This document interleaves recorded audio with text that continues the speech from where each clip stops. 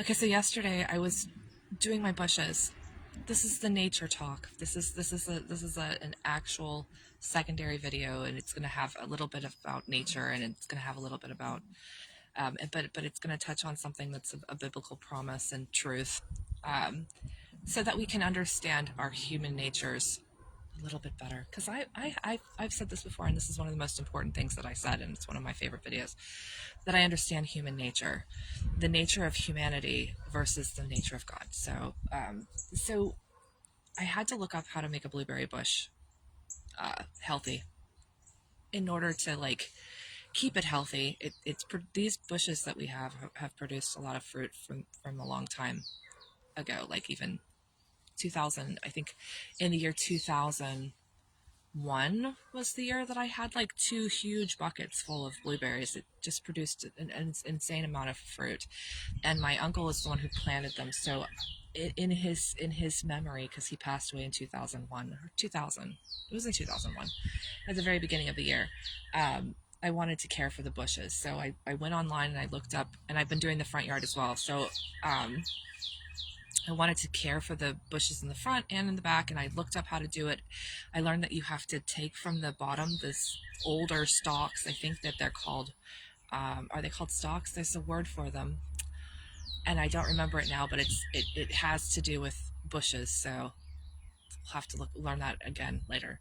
But you take the ones that are like 6 years or older off of the bottom, and then you go up into the tree, and you take the ones that are not like as new and as bright and as green, that look fresh and alive, out, and then you take the ones that are like dead out. So that happens to be something that's similar for other bushes as well. It's like a bush thing. It's like that for roses, and it's like that for the bushes in the front yard. And the ones in the front yard are doing that on their own. There's another bush that's kind of growing through it, so I don't know if that's not why, but the big stalks are dead, and then the little pieces are brown, and when I went to go take them out from the green bush that's still alive, it came very easily, and I took the ones from the bottom, the ones that are the thicker stalks that could have been from the 6 years or older. I took them out. So nature was performing itself. I learned about how to do it via an expert on YouTube. It did it on its own in the front yard. So I was intrigued by that, and I'm in the front yard, and I'm like looking at stuff, and I'm like trying to figure out what to do. And there's like this bee in my way, and I'm bummed by the bee because they sting. I've grown to believe that you can talk to animals, and especially bees. And I've been doing this. So I've been talking to the bees, and so this occurred to me as I'm like being confronted by this bee, and it's like not letting me go. So I'm like, if it were a dog or a cat, how would I react to this bee that's in my way, that's like standing in front of me, like not letting me pass? And I'd start to like treat it like I would any other creature that I had respect for. Cats have claws, so this bee is no different than this cat. So I'm like to the bee, "Hi, how are you? What are you doing?" And as I'm saying that to the bee, it sort of goes away and like sort of starts to dance around on the grass. And I'm realizing that bees could be like that by nature. They could actually be by nature like dogs or cats, or you know what I mean. Like we know their natures. We deal with them all the time. People deal with bees as well.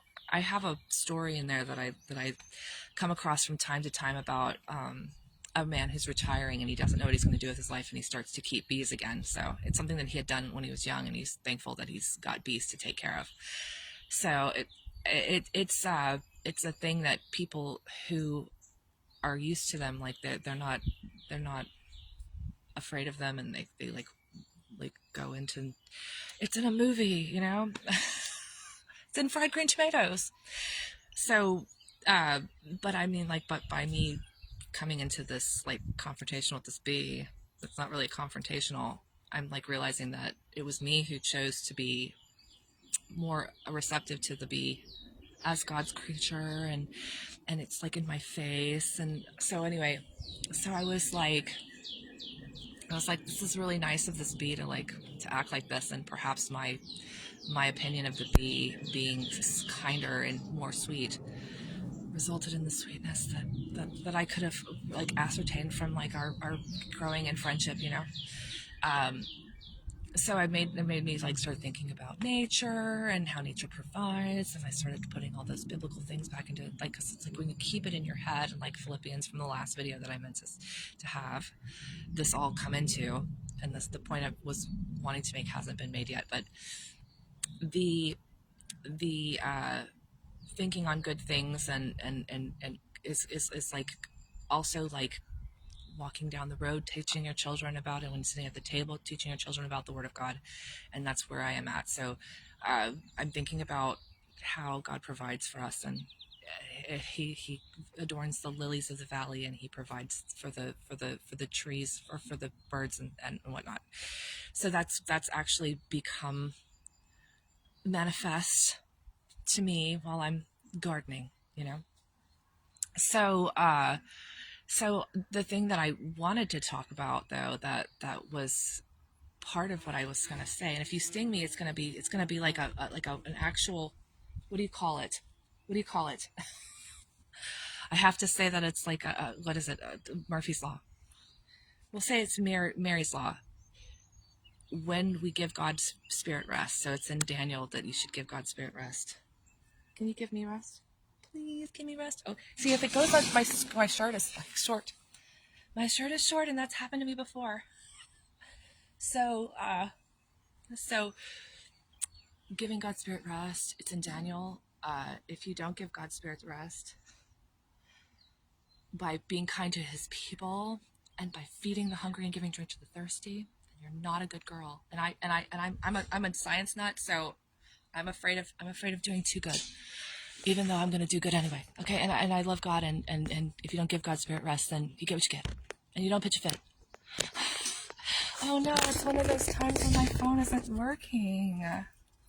It's one of those times when my phone isn't working.